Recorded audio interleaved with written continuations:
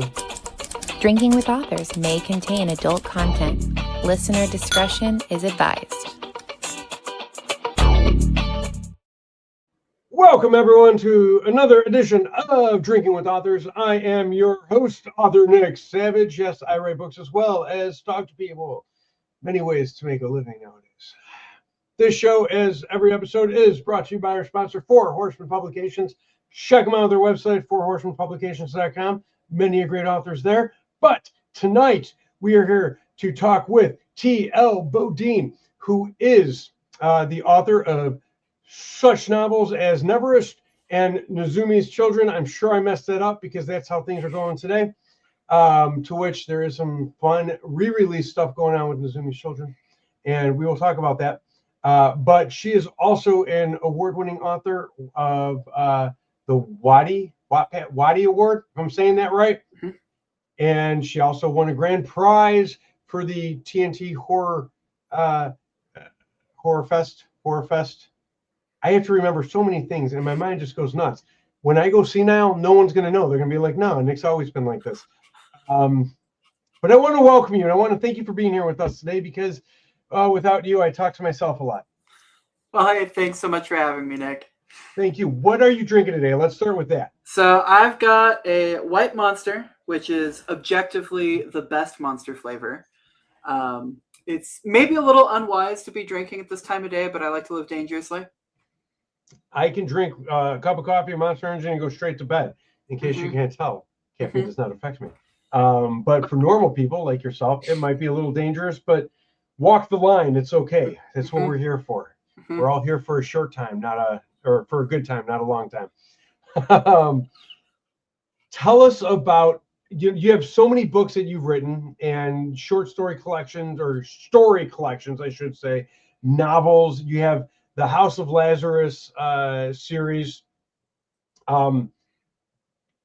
Whichever one is your favorite, tell us about that, because I'm going to get to a couple of them. I mean, pick your favorite kid, right? I think usually whatever is newest is floating up at the top of my brain, gets the hot seat. So These Kids Are Not All Right is my new short story collection that came out kind of the end of last year. And it's 15 short stories that are all about kids that either are in danger or who are the danger. So it's a lot of child horror related things, which I have to be a little careful about whenever I'm doing readings at places. So I've started opening as my working the crowd and getting your icebreaker. You're like, all right, we all like dead kids, right? We're all good with dead kids here. As it turns out, that's a big deal breaker for some people. So got to get that right out of the way, right up front. They're like, okay, if child endangerment is going to be an issue for you, skip this one. Yeah. But read something else. I have some friends that are new parents. Skip this one. Come back around to it later. But I will say, for a book with a number of dead kids in it, I think it's broadly on the kids' sides. I think it's a very pro-child murder book. They're justified in all of their rage whenever they enact some, and it's suitably tragic whenever they're not.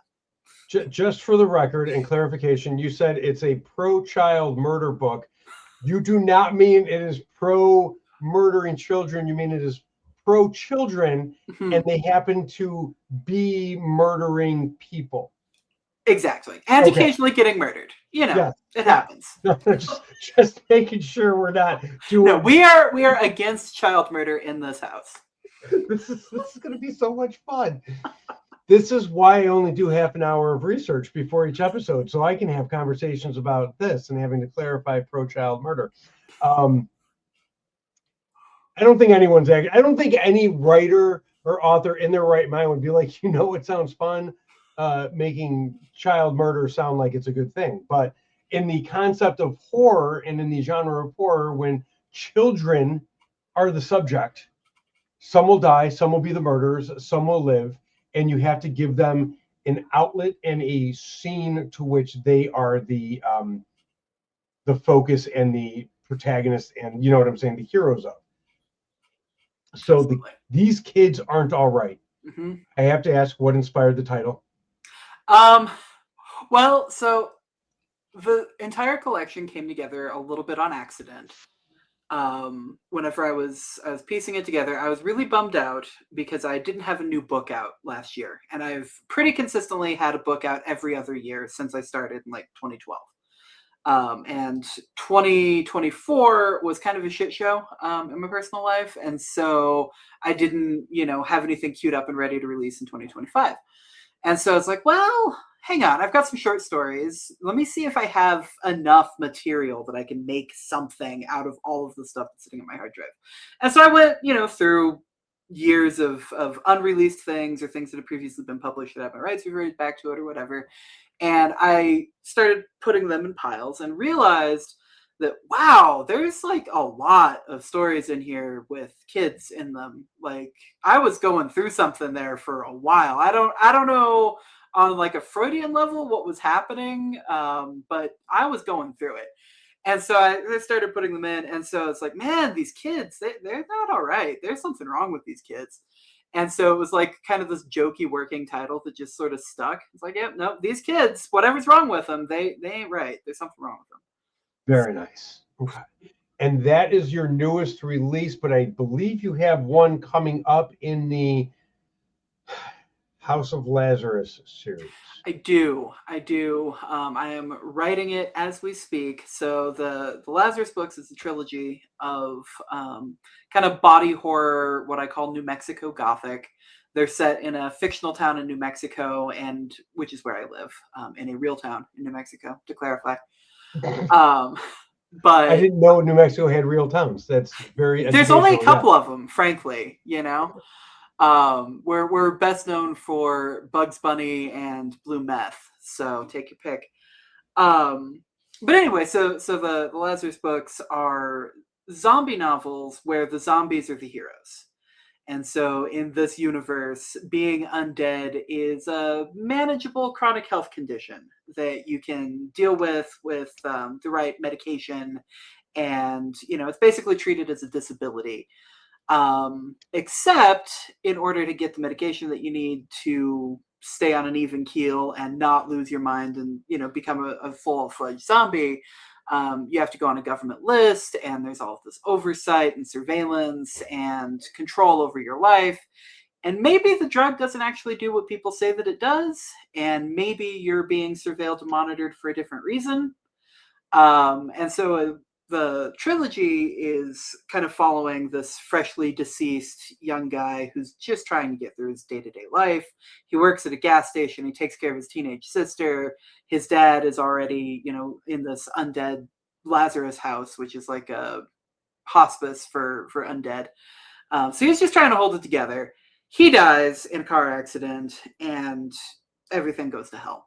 So the trilogy is kind of following through as his world just gets increasingly broadened as he realizes that there's a whole conspiracy that he's now fallen into and has to climb his way through in order to deal with his life.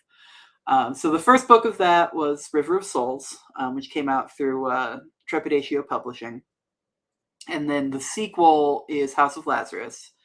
The third book is going to be titled Cage of Bones. It is in progress as we speak. I actually have the Word document open in the other window. And hopefully that will be out sooner rather than later. It's been a rough go getting this book done. Partly because River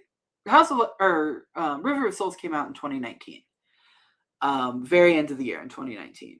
And several things in these books, thematically deal with chronic illness and vaccines and pandemic and zombie outbreak and virus. Great time for that book to come out. Yeah, right before. Yeah. So there's all that, and then there's also this whole subplot with a disenfranchised group of people being rounded up and put into camps and government conspiracies and all of this stuff that felt much more speculative in 2019. Yeah. And so every time I sit down and I start writing, it's like, oh woof, this is hitting different now. But it has, at least it is very definitively allegorical, if you know what I'm saying, if not Mhm. prophetic from, you know, that sense of everything. So Yeah, it never quite like found its audience. The first two books when they came out, there's a handful of people that have read them that are just diehard fans. They love them, and I'm releasing the third book for them. Want to finish off the story for them. What happens at that point once it gets out in the world? Who knows? It is creepy in some ways how prophetic parts of it have turned out. yeah. Maybe just because the world is kind of predictable, unfortunately. Like there was some writing you could see on the wall, and you're like, man, I hope this doesn't happen. And then years later, you're like, oh, wow, how about that? Here we are. Now, there are two things that I have to ask about because you brought up the blue meth. Mhm. And for anyone who doesn't know at this point in life what she's talking about, in a little known TV show called Breaking Bad, the main character creates meth to pay for his cancer treatment, a show that can only ever be made in America. And it's blue meth. Do you know the conspiracy theory of the blue meth? No.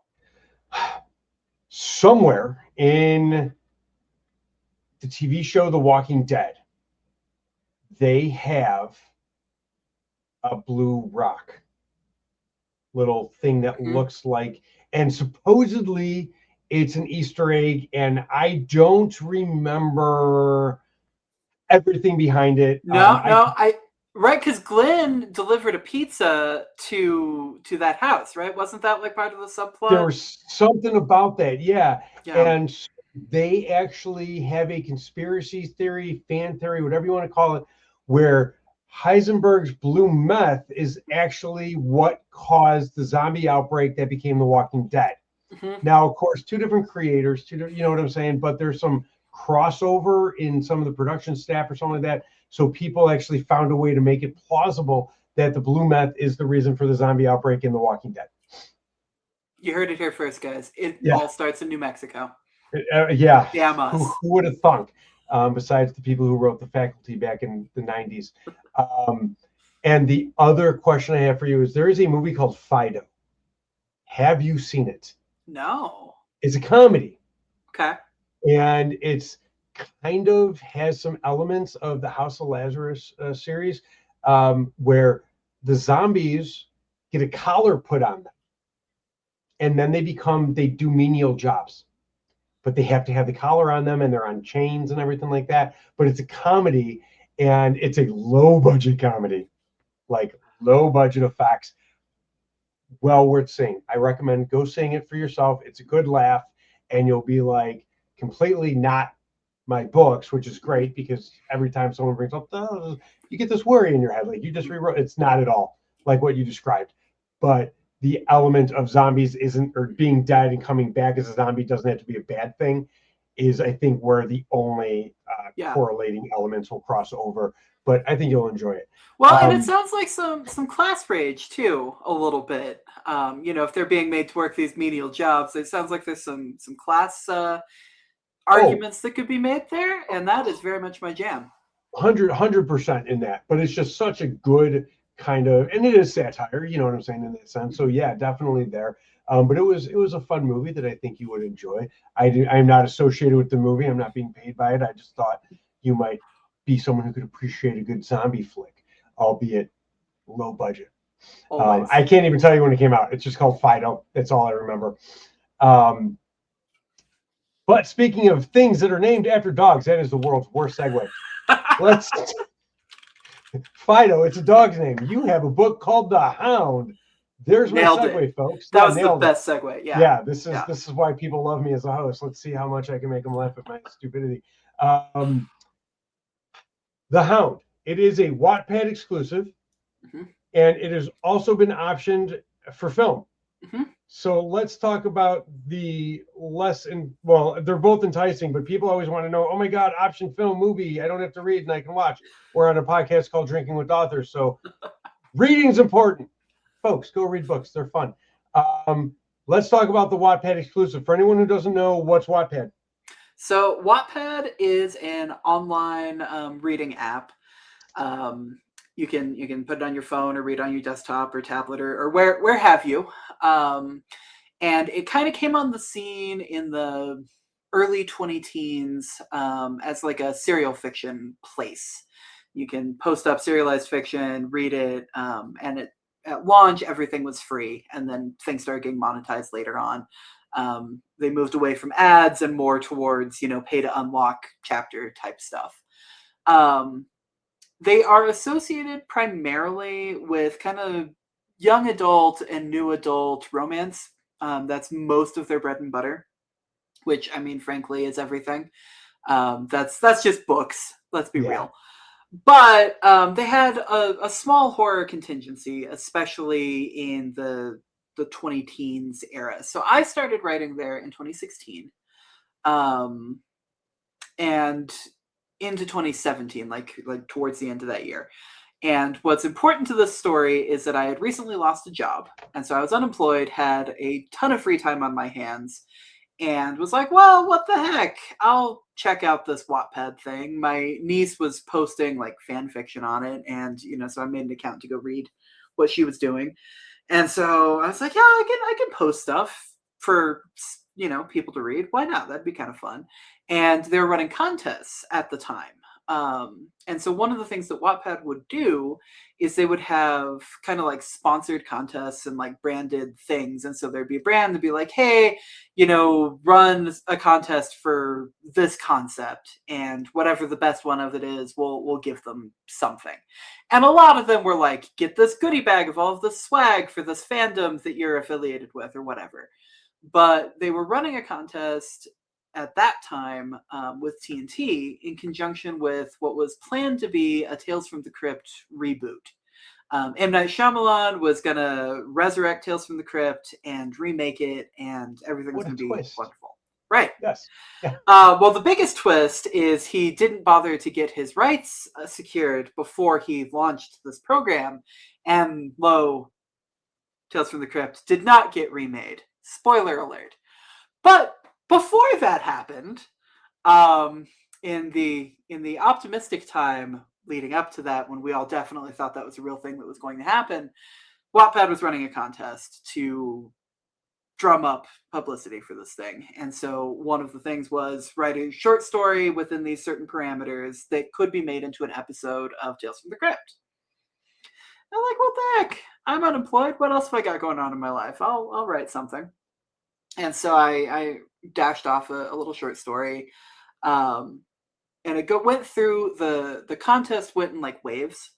Yeah. And most of the Wattpad contests are not nearly this involved, but this one had a really big prize because you're going to be on Tales from the Crypt, And so it was this long, elaborate, drawn out thing where they had, a bunch of entries, and then there was a short list, and then there was a voting component from like the public. And then there was another short list from that, and then they got ranked, and then, it was this whole thing. And so whenever I joined, I was like, well, maybe I'll get on the short list, and then I can put that on my resume. Like, that'd be a fun little thing I could list in a bio somewhere, and short list and blah, blah, blah. So I got on the short list. I'm like, all right, I'm feeling pretty good about myself. And so then the next voting round comes through, and I'm in the top 10. And I'm like, oh, dang, all right. Because at that point, it's like 2,000 on the short list, or it's like 2,000 entries, 200 on the short list, top 10. I'm like, all right, top 10. I feel pretty good about that. And so get up in that. Next round is coming through, and I get this email right before the announcement's going to come out. And they're like, hey, we have some paperwork for you. For what? Those are good emails to get, yeah. And so they send me, a whole contract and a bunch of things of like, you can't talk about this yet, but please sign these things and fax them to us. And you're in the running, and we want to talk to you. And then I get a phone call a little bit later, and they're like, hey, so you just won the grand prize, but you can't tell anybody about that. And I'm like, excuse me, what? And so this was great for me because having just lost my job, the money that went with that option for the TNT contest basically paid my bills for the rest of the year. It was $20,000 delivered in a handful of payments and taxes and all that. But between that and the food pantry, we made it happen for the rest of the year. So no bag of money to toss bills around the house? No, Before no, depositing? maybe Okay. a kiddie pool filled with ones. I might That have would have been been able to cool. like wade in that a Yeah. little Scrooge McDucket, right? But anyway, so I get this thing. And so at that point, I was a nobody on the platform. I had like 69 followers. There was no one. And so suddenly I'm this grand prize winner. And so people are coming to my account. And it's like, oh no, all of these people are coming here and I have nothing. I have one little short story. Yeah. I need to capitalize on this attention fast. So I started writing a novel for the platform because what else was I going to do with all of these people that are showing up out of the woodwork? So I start writing The Hound, which is a gothic kind of a haunted family story. Your classic family obtains evil artifact that then begins to influence the household kind of tale. The twist here being that the evil artifact in question is a taxidermied dog who may or may not really be dead and may or may not actually be a dog. He might just be pretending on both counts. And the couple in question is a lesbian couple, kind of newlyweds. They've been together for about a year.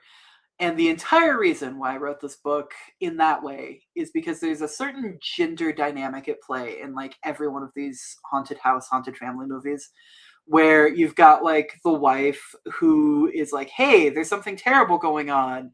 And then the husband's like, no, I am a skeptic and I believe in reason and you are a dumb, superstitious woman.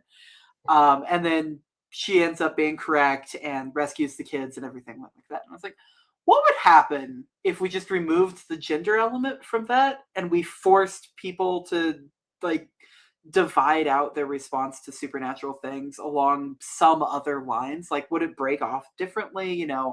Would the people, so in this case, the person who is more in tune with motherhood and she is much more like the mama bear, is also in some ways much more the skeptic. And so just kind of playing with the dynamics of the household and domesticity as it relates to hauntings and evil taxidermy. And that is the story, though, they got optioned. It did. So it's a long wind up to get there. No. That's okay. Wind up. But so I'm posting this, and as it's going up, Wattpad every year, in addition to their like branded contests and promotional things, runs a contest called the Wattie Awards. And so the Watties are claimed to be, I don't know if this is true, but at one time at least, they were claiming to be the internet's largest writing contest.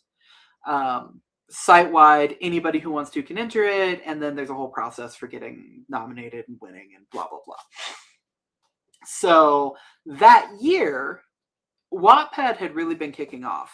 And so they had just sold the rights to a little film that you may or may not have heard of called After, which began as a One Direction fan fiction that then got the serial numbers filed off of it and got 1 million reads, literally over 1 million reads on the platform. And they sold it and they made a movie with people in it. Wasn't my jam, but it was a big deal when it came out. And so coming off of the success of that, Wattpad's like, oh, hey, what other movies can we sell? And so they started getting more film deals and they created their own studio. So Wattpad Studios doing film stuff. So they were hungry for IP for their new studio that they just launched. And so the grand prize for the Watties that year was everybody who won a Wattie, and there's a bunch of different categories, so multiple winners, take home the prize each year. But everyone who won a Wattie would get an option through Wattpad Studios. And so I'm writing my book, and I've kind of got that in the periphery, and I'm not thinking about it. But as I'm writing it, Wattpad has a function where whenever someone reads, your book, every chapter they can like heart it and like do a vote is what it's called, and you get a notification that so and so voted on this chapter. And so I'm posting up these chapters, and I start getting notifications, and I realize that the person who's hearting all of these chapters is one of the like Wattpad editorial people who works with the studios department. I was like, oh no, they're literally reading this as I post it. Like, they're paying attention. I need to make sure that I just land this plane, right? We got to get this done on time. We got to get this turned in. Like, we might have a chance because they're paying attention. So I finished the book in a mad dash. I literally had a marathon writing session with a friend of mine where we stayed up 18 hours straight to finish our respective projects that we were working on. There was some energy drinks involved with that. Get that knocked out, submit it to the Watties, win the Wattie Award. Again, phone call, paperwork that I had to sign, couldn't tell anybody what was going on. Here's your film option. Here you go. Like, all right, this is really cool. So then everything was great, going great out the gate. I got a script that I got to review, which was super weird and very cool. They're shopping it around to directors. They talked to some people. I had a few phone calls with their producers. Like, we were rocking and rolling. And then production hell being what it is, in quick succession, you had COVID and the strikes. Yeah. And then the election, and Wattpad is a Canadian company. So everything that could possibly have gone wrong in the interim has gone wrong.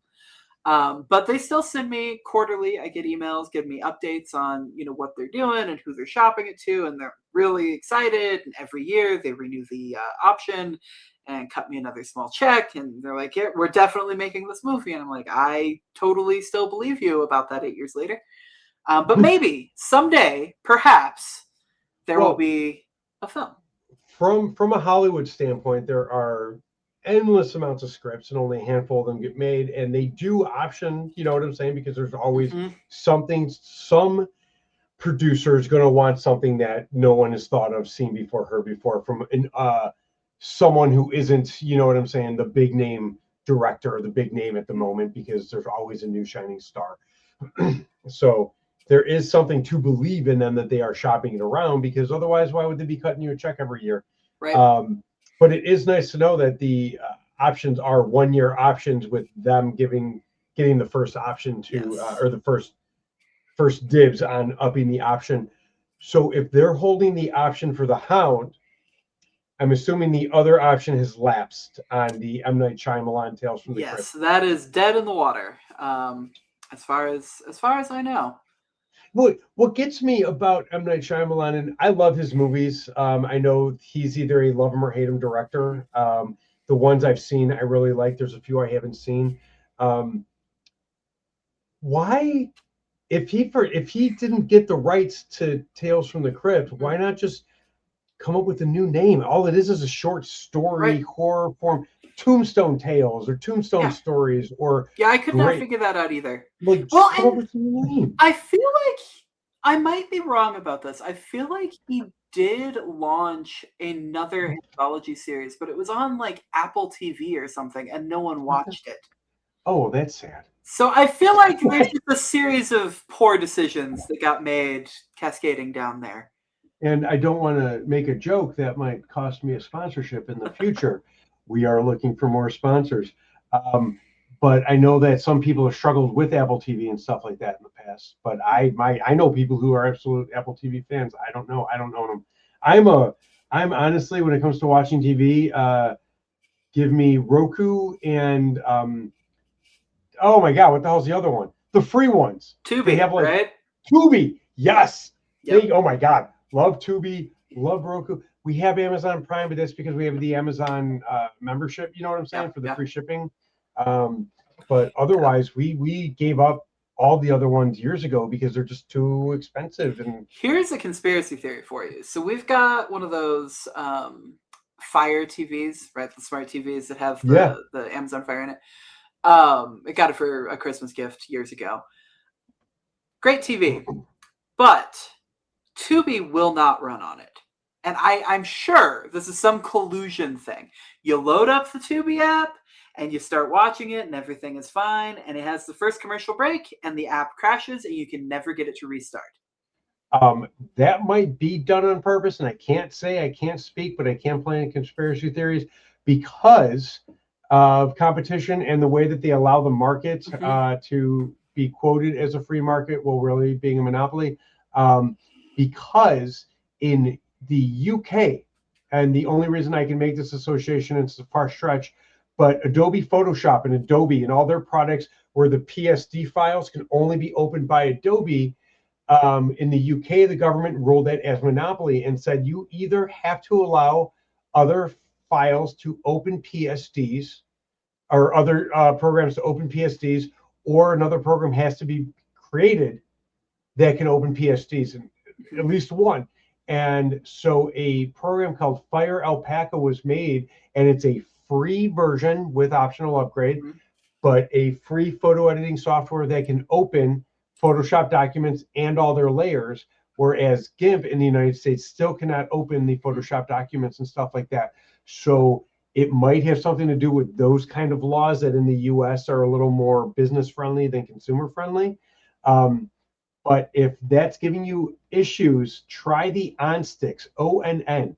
It's like a Fire Stick. You plug it into your HDMI cable, but you get the Tubi, you get the Roku, and any other streaming network you want and stuff like that. And even Paramount works pretty well on it, which is notoriously a horrible app. But we love it because of NCIS. Again, I'm not paid by these shows. I just really like NCIS. But yeah, but I know that Tales from the Crypt would have been a cool thing to. I think any writer would love their stuff. Well, any horror writer. I'm not sure about romance writer, but any horror writer would love to have their stuff in Tales from the Crypt. Which I did spend a hot second of my time trying to remember what Tales from the Crypt was called before it was called Tales from the Crypt. And I can't remember now, and it's going to drive me nuts until we're done with this and I look it up. So if anyone watching knows, type it up in the comments. Leave a comment with what it was called. But that just would have been a fun time. Now, Nezumi's Chill. Am I saying that right? Nezumi's Chill? Yeah, I think technically it might be Nezumi. Like the emphasis goes on the first syllable because it's a Japanese name. But there is no wrong way to do it on account of the fact that, I mean, it's a book about rats. So they're not speaking any Japanese in this book. So I am from Chicago, and the way we pronounce a lot of words makes other people gag. Like my wife's from California, and when I started saying the name Dominic and showing her the grocery chain back then, which was called Dominic's, she didn't realize that she called it Dominic's with that hard nasally A, not realizing it was the same as the person's name, which they pronounce out west Dominic or something like that, with that soft sound D-O, but O's in Chicago are all that ass sound, mom, stuff like that. And it makes her gag when my Chicago accent kicks in. So I'm just like, hey, it is what it is. But Nezumi's Children tell us about that, and tell us about the everything you put in there that I'm going to ask you. You know what I'm going to ask you. I'm going to let you talk. Tell us all about it. Okay. Yeah. Fantastic. So Nezumi's Children is how to describe this. If you've ever read Watership Down and you're like, man, I really enjoyed that book, but I wish it was paced more like a thriller and was kind of pulpy. Or if you ever read like Redwall and were like, man, this is great, but hear me out. What if it was based on more realistic animal biology and also had war crimes in it? That's basically what Nezumi's Children is. So it's xenofiction, I guess, is the proper term for the subgenre, but it's a book about talking rats. They all live in a pet store, and they have developed a whole culture and language and religion around the way that they live. And so the rats in this little cage in this pet store, that's the entire world as far as they're aware of it. And their life's purpose is to get in good with the great ones who open the sky and bring food and blessings to them. And every so often, if they favor you, they will take you out into the beyond and presumably a good thing will happen because you never come back. So it's a blessing. Yeah. So this is the world that they inhabit and that they live in. And Nezumi or Nezumi is this rat who had gotten taken from the pet store into the beyond, but then returned because the people that adopted her were a couple college students and they couldn't keep her and they realized they didn't want her. And so they dumped her back at the pet store. And she is pregnant. They insist that they had nothing to do with that. They definitely did not keep her around any male rats that she might have gotten impregnated by. The pet store screwed up. But regardless of what happens, she comes back, has this litter of babies that are now all in the pet store trying to be sold by the guy who runs the pet shop. So they are the children. And so she has, they're what the rats call an usuthi, which is like a seer, someone who knows things that they're not supposed to know. And so she has this premonition that something bad is going to happen and tells them they need to get out before, the big water comes, and no one has any idea what this means. But some of them take her at her word and try to figure out a way to escape their cage, not knowing that there's a world that exists outside of it. And so there's a flood that is happening out in the real world that would have drowned them all if they had not gotten out of their cage because of the way the display is. So they managed to get out, survive this flood, but then are faced with this cosmic horror apocalyptic scenario where they just realize that the world as they know it is this tiny little piece of this enormous universe that operates by rules that no part of their religion or culture can comprehend. And also there's other rats in the world, which they had no framework for understanding. So there's these wild rats that are infesting, the foundation of this pet store. And they have their own opinions about what should happen to this now seemingly abandoned store. So there's this whole drama that's playing out in this pet store between these two warring factions of rats. And then occasionally we cut away to what the people who run this pet shop are doing, because they're completely oblivious that they are held as gods by these tiny sentient creatures. Yeah. It's ridiculous. This book is a wild swing. I wrote it back in, I think it came out in 2013 originally. And the reason why I wrote it is I'm a big rat lover. I've done rat rescue for years and years. 22 years I've been doing rat rescue now. Nice. I love them. They're my favorite animal. And I had been involved in 2011 or so with kind of a big nightmare hoarding scenario where the animal control people called me and were like, hey, we have hundreds of rats that we are pulling from this home because the person who kept them didn't separate their boys and their girls and then just let them roam free, I guess, or maybe they escaped. I don't know how this happened. Yeah. But somehow generations of rats had been interbreeding in this person's house, and animal control got involved and was scooping them up by the bucket full. And at this point, I was living in a 2-bedroom apartment. Like, I couldn't take 200 some odd rats. But I knew people. I had a little bit of a network. And so I posted on some web forums that I was part of, and I called some people that I was friends with, and through a weird series of events, actually got in touch with a rescue in Canada that was able to take them if we could get them transported to Canada from Albuquerque. And so that seems like an impossible challenge, but as it worked out through a number of people who were willing to do a little rat train and pick them up, and you drive them to this point, we pick them up here, and then a person from the Los Alamos labs, who's a private pilot, really came in clutch. He saw that this whole thing was happening. He found an ad that I posted on Craigslist of asking for help, if anybody could help transport these guys. And so he literally calls me on the phone and he's like, hey, this is going to sound insane, but I have an airplane and I have family in Washington. I will happily fly your rats to Washington if someone can come over the border and pick them up. That's actually really cool. Yeah. And I'm like, what? But that happened. Unfortunately, the animal shelter, it was a struggle this entire time working with them because they didn't think that any of this was going to pan out.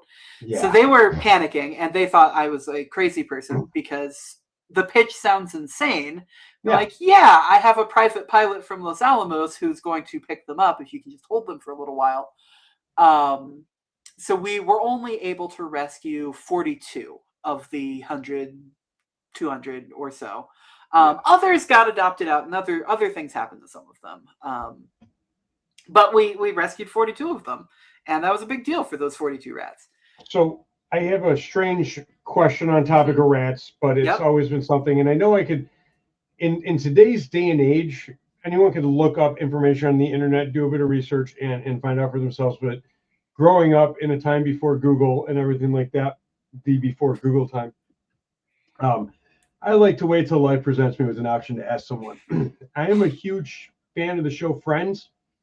And there is an episode where Phoebe and her boyfriend, Mike, played by Mike Judd.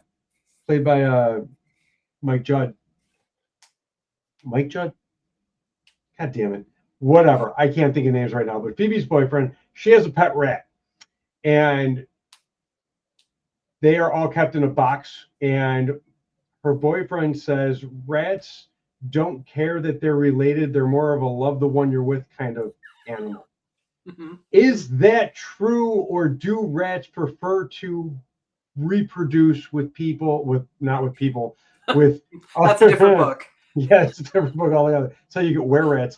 Do rats prefer to breed with other rats that aren't related to them, or are they a love the one you're with kind of animal? You know, it's a little of a mixed bag. For the most part, they're pretty indiscriminate. If you put a boy rat and a girl rat next to each other, they're not going to care. You have to be real careful if you have, babies. You have to take the boys away from mama real young, because they will reach sexual maturity before they reach like social maturity. And so boy rats can impregnate their mama after like 4 or 5 weeks. Yeah, so you gotta be real quick and get them weaned and get them separated out of there. They can stay with their sisters for another couple weeks after that, but then you gotta separate that out. Now, what does get really interesting is at a certain level of population density, they just kind of stop reproducing. So that happened with the hoarding case, that we picked up all of these rats. They trapped a ton of rats out of there. They were all about the same age. Like they had reached a certain population density and they had just stopped reproducing. So there was no pregnant females in the group. There was no babies. Like they just hit a cap and they're done. So that will happen. Humans can learn from this. We have enough people, stop having kids. See? And that's just my social commentary for the moment. But it does seem though. See above pro-child murder. Yeah. If you don't stop having kids, we've got to resort to some other. Exactly. It does seem though that Nuzemi, however it's properly pronounced, children, does hold, as much as you say it was a wild ride, it does seem like it holds a lot of, I don't necessarily want to say satire, but social relevance into how we look at things in our worldview versus the entire worldview and what we know versus what's actually out there and stuff like that. Absolutely. It's very much a book about religious trauma. It's a book about what happens when everything that you grew up believing you can no longer believe in, and how do you figure out what to do next? Yeah. I have a lot of fun with that kind of like xenofiction. Like it's a subgenre that I love. And one of the things that is true about this book, and its re-release, which I'll get into here in just a second, but there's not that many people. Like the target audience of this book is very small. But the people that are in that target audience are ravenous for this because there's just not that many books that scratch that particular itch. Like mature, adult oriented, not like in a sexual way, but just like in a blood and trauma kind of way. Thank you for not writing rat porn. Yeah, it's a different thing. Catch me for drinking with authors after hours for that. No. But no, there's not. Most people assume that if it's a book with talking animals in it, that it's going to be, Beatrix Potter and it's going to be for kids and super wholesome. And this is not that. There's there's content warnings in the beginning of this book for cannibalism and animal death and violence and sexual assault, like all of the things. There are war crimes aplenty in this book. Your trigger warning page just says all of them. Just yes. yes, trigger warning. Many.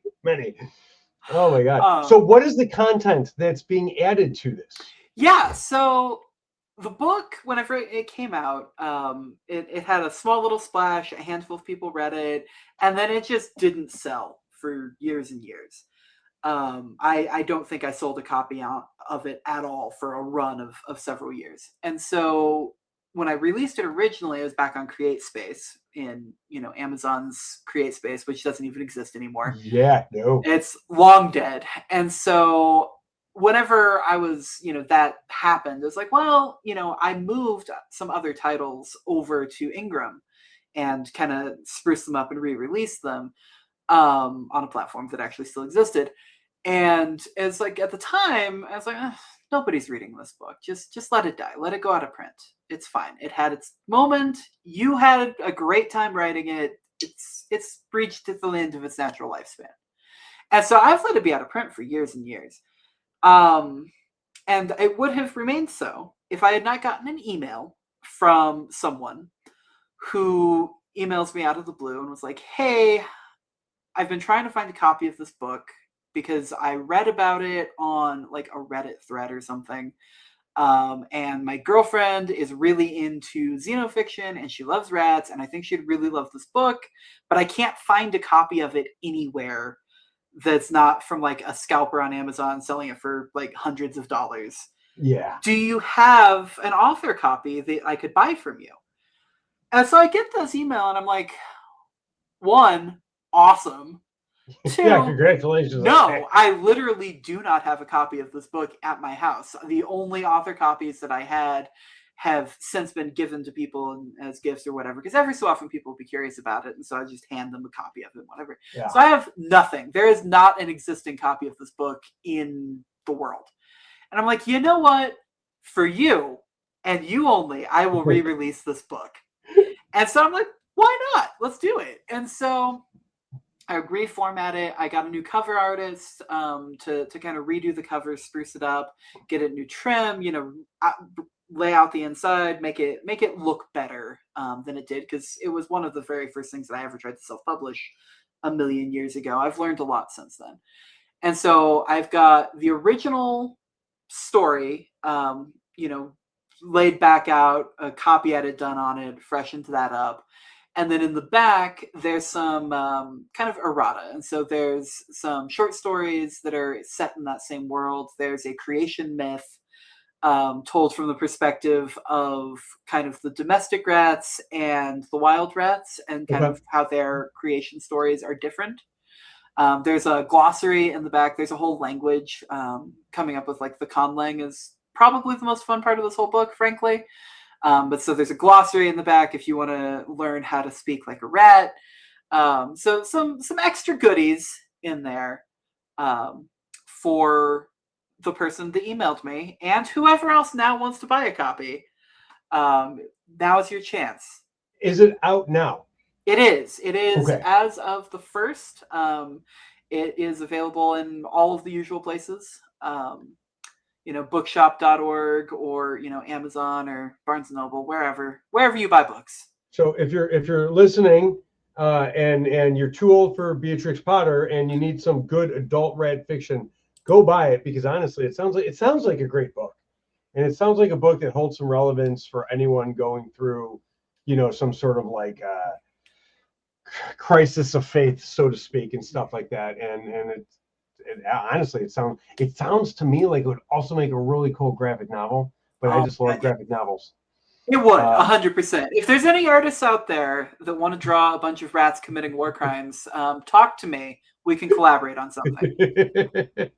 I do want to work back to, before we go, when you got handed the script. So I'm going back to the options stuff. You got handed the script, and every author fears this. They're like, "Oh, it's my book. I need to write the script," because they don't understand how different script writing is, and the beats and the film, the structure of a script and the way it works versus writing a novel, or whether it be a novel or short story or whatever. But written word is very different from visual. And anyone who's seen the TV show Californication and knows the bastardization that was the book of Californication into the screenplay, a crazy little thing called Love within the series, which is every writer's worst fear. How did that affect you to see someone else take your work and try and make their own version of it? How bad were you like, this is not at all the world it was? It was surreal. It was a really, really strange experience. I went into this entire thing trying to keep it very loose. And so I'm very go with the flow about all of this so that I don't drive myself crazy, right? And so I frankly wasn't even sure if I got a say. Like, for all I knew, like, one day, oh, by the way, we made your movie, like, do I get any input whatsoever? And so that was the baseline I was operating out of, that I would get no input. That has not been the case. They've been very gracious every step of the way with asking for my thoughts and opinions on stuff, which is very cool. And I didn't expect that at all. But I did get the script and went through a journey that began with, oh my God, there's a script and I can read it. And it's like, this feels really real all of a sudden, which is really cool. And then reading it and then like envisioning it in my mind. And so I feel in some ways like I am the only person in the world that's watched this movie, because I've like seen it in my brain. And so in the theater of my mind, I have watched this film. And then I had some notes and I was like, oh, is it okay? Is it okay that I have notes? I'll ask them. Be like, hey, so writing this email. Like, so I finished the script and I really loved like this and this and this, but I just had some questions about these things. Can I ask you some questions? And they're like, email me back. And they're like, do you want to just hop on a phone call? And I'm like, yeah, I would love to do that. And so we get on this phone call, and I, bless their hearts, Wattpad will assign you like a handler who deals with all of your inane emails and questions and whatnot. And so I think I was on the phone with her for over an hour. It might have been like 2 hours, just like going beat by beat over all of the things in the script and, my feedback on stuff, the stuff that I loved, the stuff that I felt had kind of missed the mark. There was a couple places where the script is very different than the book in certain ways. And some of them are really clever. Like, some of them you could tell why you made those choices because you're adapting it for different medium or whatever. Yeah. Some of it you can tell is, kind of the authorial influence of the screenwriter. Like, they want to put their mark on this thing a little bit. Like, and that was interesting to see how they interpreted what was on the page into, that filter is like really interesting. It's like, oh, is that how you perceived that? That's really interesting. And then there were a couple places that kind of missed the mark, in my opinion. There's only one thing in the entire story that I was a hill that I would have died on. And so we had a whole drawn out conversation about this one very specific plot point that to anyone else probably would not have made any difference. But to me, it was like the entire thematic core of the book. that if you get this one thing wrong, then It ruins everything else falls apart. Yeah. And so we did all the feedback, and I sent them several pages of kind of line notes. And last I heard, they have a different screenwriter completely redoing the script anyway. So who knows? Maybe we'll get to redo that process again. But, which is par for the course. Yeah. Yeah. And the reason being is that they're still shopping it around, and they've tried the screenwriter for so long. They're like, yeah, this guy's fired. Let's get a new guy in the script and stuff. Yeah. Because they're not only paying you, they're paying these screenwriters. So it is one of those things where, But I'm glad that you had a decent experience with it, because I know that that is a nightmare scenario for a lot of authors to see that happen. So I'm glad that they are willing to work with you on that. But that being said, besides Wattpad, which we can find you on and subscribe and do everything that Wattpad allows you to do, I am not overly familiar with Wattpad myself. I'm going to remedy that soon, I think. Where can people find you? Where can everyone listening to this find you at and go start buying your books and consuming? Yeah, so I am slowly retreating from many of the public spaces, which will probably be the death knell of my career, but YOLO. But you can find me on Blue Sky and on Tumblr, TL Bodine at both. Wattpad is also TL Bodine. I'm not super active there anymore, but I do have The Hound up for anyone who wants to read it. And I've got some stuff there that's free to read as well. So you can sample some stuff that way. And then my website, tlbodine.com, has all of the links to anything else you could possibly ever want in your life. Very nice. Thank you. And I always ask this as well. What is one piece of writing advice you would give to an aspiring writer? So I think my number one piece of advice is a little bit of a cop-out, but it's true. It's real. I think you have to get out there and do things and have experiences and form opinions and, get out in the real world, get out from behind your keyboard every so often. Because you can always kind of tell when you're reading something that is just rehashing other stuff that they have previously read or seen on TV, when it's just a trope of a trope of a trope and it's just recycling its way up. Like, I think every piece of fiction is improved if you're bringing something true to it. And I think the only way that you can really bring truth to a story is if you've had some experiences. Yes. So get out there, live your life, do some stuff, meet some people, have conversations with strangers, just pay attention to the world around you and let that inform what you're doing. And go touch some grass. I could do better about that myself, but I think whatever I do, I'm always pleased with the results. So. I like that. Thank you. On that note, I am going to thank everybody for watching, for listening. If you've been watching on YouTube, for watching and listening. If you're only listening, and you have no idea what you're looking at because you're only listening. But thank you, everyone, for tuning in. And T.O.